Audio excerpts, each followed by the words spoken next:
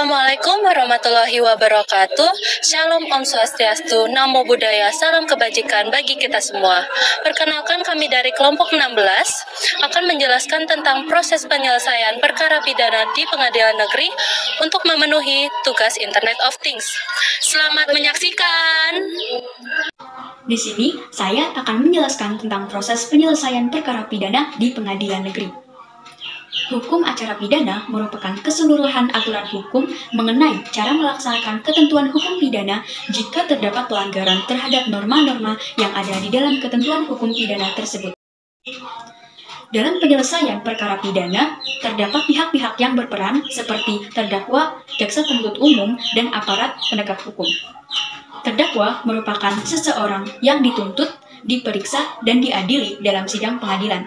Sedangkan jaksa penuntut umum merupakan perwakilan dari negara yang diberi wewenang oleh undang-undang untuk melakukan penuntutan dan melaksanakan penetapan hakim. Selanjutnya yaitu ada aparat penegak hukum seperti jaksa, polisi, dan hakim. Selanjutnya yaitu alur-alur dalam penyelesaian perkara pidana di pengadilan negeri. Yang pertama yaitu penyelidikan. Penyelidikan merupakan tindakan penyidik untuk mencari dan menemukan suatu peristiwa yang diduga sebagai tindak pidana guna menentukan dapat atau tidaknya penyelidikan dilanjutkan. Jika terdapat unsur-unsur pidana, maka penyelidikan dapat dilanjutkan ke tahap berikutnya, yaitu penyidikan. Namun, jika tidak terdapat unsur-unsur pidana, maka penyelidikan tidak dapat dilanjutkan. Nah, proses yang selanjutnya yaitu ada penyidikan.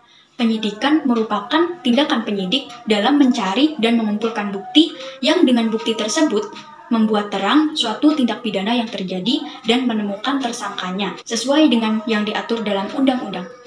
Dalam proses penyidikan ini terdapat dua alur, yaitu pemeriksaan dan penindakan. Alur penyelesaian perkara pidana yang ketiga adalah pra-penuntutan dan penuntutan. Pra-penuntutan adalah tindakan jaksa untuk memantau perkembangan penyidikan setelah menerima pemberitahuan kapan dimulainya penyelidikan dari penyidik. Mempelajari atau meneliti kelengkapan berkas hasil penyidikan yang diterima dari penyidik, serta memberi petunjuk guna dilengkapi penyidik untuk dapat menentukan apakah berkas perkara tersebut dapat dilimpahkan atau tidak di pengadilan. Sedangkan penuntutan adalah tindakan penuntut umum untuk melimpahkan perkara pidana ke pengadilan negeri yang berwenang dalam hal dan menurut cara yang diatur dalam undang-undang ini dengan permintaan supaya diperiksa dan diputus oleh hakim di sidang pengadilan sesuai diatur dalam KUHP pasal 1 ayat 7. Alur yang keempat yaitu pelimpahan berkas. Di dalam alur pelimpahan berkas sendiri pun terdapat beberapa prosedur. Yang pertama, setelah penuntutan, petugas pengadilan menerima pelimpahan berkas dari kejaksaan dengan surat dakwaan dan surat-surat lain yang diperlukan. Kemudian berkas tersebut akan segera dilaporkan kepada ketua pengadilan. Yang kedua, petugas kemudian memeriksa kelengkapan berkas. Yang ketiga, jika berkas sudah lengkap, maka ketua pengadilan negeri akan segera menunjuk majelis hakim yang akan bertanggung jawab untuk mengadili perkara. Yang keempat, perkara tersebut diserahkan kepada majelis hakim yang telah ditunjuk. Yang kelima, lalu panitera akan memberitahukan tanggal persidangan kepada penuntut umum. Alur yang kelima yaitu persidangan. Di dalam persidangan pun juga ada prosedurnya sendiri.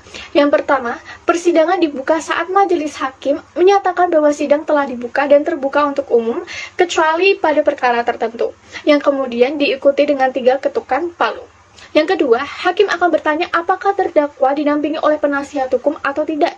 Apabila didampingi oleh penasihat hukum, maka hakim kemudian akan meminta surat kuasa dan surat izin berbicara. Setelah itu, penasihat hukum akan dipersilakan menyerahkan surat kuasa dan surat izin berbicara. Yang ketiga adalah pemeriksaan identitas terdakwa. Yang terakhir, penuntut umum akan memberitahukan jadwal persidangan kepada terdakwa dan penasihat hukumnya. Alur selanjutnya adalah pembacaan dakwaan. Surat dakwaan adalah surat atau akta yang memuat suatu perumusan dari tindak pidana yang didakwakan. Surat dakwaan dibuat oleh penuntut umum setelah ia menerima berkas perkara dan hasil penyidikan yang lengkap dari penyidik. Dalam hal ia berpendapat bahwa dari hasil penyidikan dapat dilakukan penuntutan, maka penuntut umum dalam waktu secepatnya membuat surat dakwaan. Untuk proses yang selanjutnya yaitu ada eksepsi. Eksepsi adalah salah satu istilah yang digunakan dalam proses hukum dan peradilan yang berarti penolakan atau keberatan yang disampaikan oleh seorang terdakwa, disertai dengan alasan-alasan bahwa dakwaan yang diberikan kepadanya dibuat tidak dengan cara yang benar dan tidak menyangkut hal tentang benar atau tidak benarnya sebuah tindak pidana yang didakwakan. Jika terdakwa atau penasihat hukum memutuskan untuk mengajukan eksepsi, maka akan dilanjutkan dengan tanggapan jaksa penuntut umum atas eksepsi yang diajukan. Lalu akan dibacakan putusan sela oleh majelis hakim yang di dalamnya terdapat putusan yang memudahkan pemeriksaan perkara. Dan putusan sela ini dapat sebagai putusan sementara yang dijatuhkan majelis hakim sebelum hakim memeriksa pokok perkara. Apabila hakim menerima eksepsi yang diajukan, maka pemeriksaan dapat dihentikan. Namun sebaliknya, jika hakim menolak eksepsi, maka proses persidangan akan tetap dilanjutkan dengan tahap pembuktian. Untuk proses yang selanjutnya yaitu ada pembuktian. Pembuktian adalah pedoman yang berisi tata cara yang dibenarkan undang-undang untuk membuktikan kesalahan yang didakwakan kepada terdakwa. Tahap ini memiliki peranan penting karena akan tampak apakah terdakwa bersalah atau tidak bersalah. Di dalam proses pembuktian, ada 5 alat bukti yang sah yang diatur dalam KUHP pasal 184. Yaitu yang pertama ada keterangan saksi, kedua keterangan ahli, ketiga surat-surat, keempat petunjuk, dan yang kelima ada keterangan terdakwa. Proses yang selanjutnya yaitu pembacaan surat tuntutan dan pledoi. Surat tuntutan adalah surat yang memuat tuntutan pidana berdasarkan alat-alat bukti di persidangan dan kesimpulan yang dibacakan oleh penuntut umum.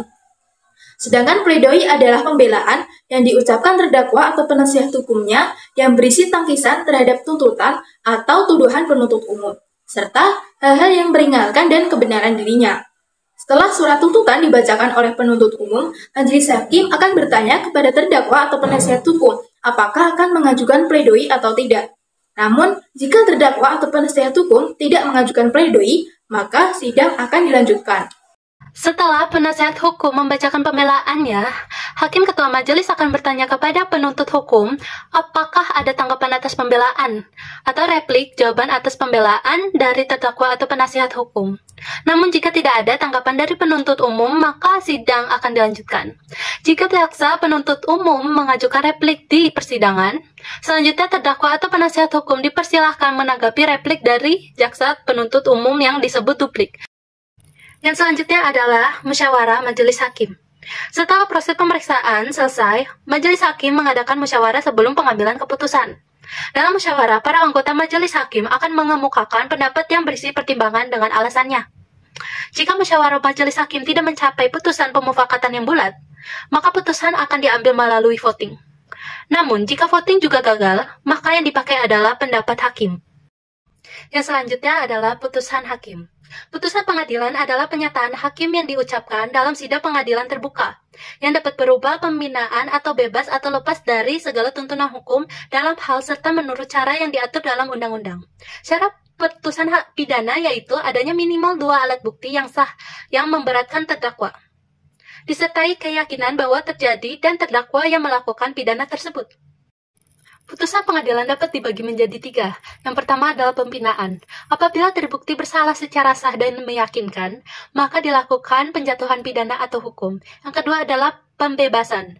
Pembebasan adalah jika pengadilan berpendapat bahwa dari hasil pemeriksaan di persidangan, kesalahan terdakwa atas didakwakan kepadanya tidak terbukti secara sah dan meyakinkan, maka terdakwa dapat dibebaskan. Yang ketiga adalah pelepasan. Jika pengadilan bahwa perbuatan yang didakwakan kepada terdakwa terbukti, tetapi perbuatan itu bukan merupakan suatu tindakan pidana, maka terdakwa dilepaskan. Demikian penjelasan dari kelompok kami. Semoga menambah pengetahuan bagi teman-teman. Terima kasih.